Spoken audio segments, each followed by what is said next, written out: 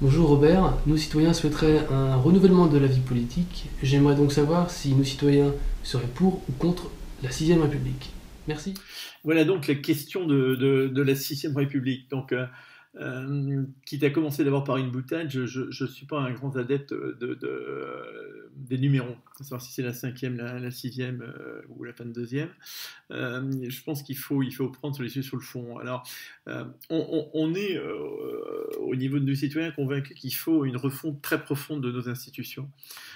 Des départements absorbés par des régions, des très grandes régions, plus grandes encore que les 13 actuelles, probablement d'aller vers 8, 9, 10, des groupements de communes qui absorbent les communes, une décentralisation très forte, hein, l'éducation, l'emploi, le social, le logement, la santé, piloté au niveau régional, exécuté au niveau communal, un État recentré sur quelques fonctions régaliennes, plus de pouvoir du Parlement pour faire équilibre par rapport à l'exécutif, également plus de contrôle citoyen, on pense je pense au référendum citoyen, un peu sur l'idée des votations suisses.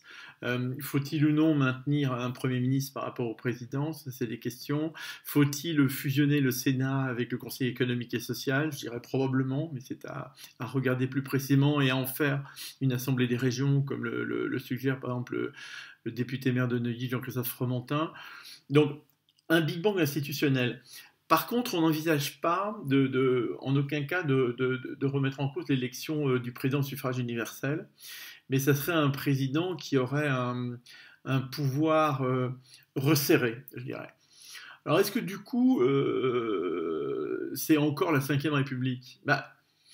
On a tendance à associer la Cinquième République avec l'élection d'un président au suffrage universel. Donc, si on prend ça comme référence, finalement, malgré tous les changements que j'évoque, on resterait dans la Cinquième République. Mais c'est vrai que c'est une Cinquième République profondément différente, beaucoup plus 3.0, beaucoup plus reposant sur les territoires, sur les citoyens, et avec un exécutif national euh, plus fort et plus limité, et avec plus de contre-pouvoirs.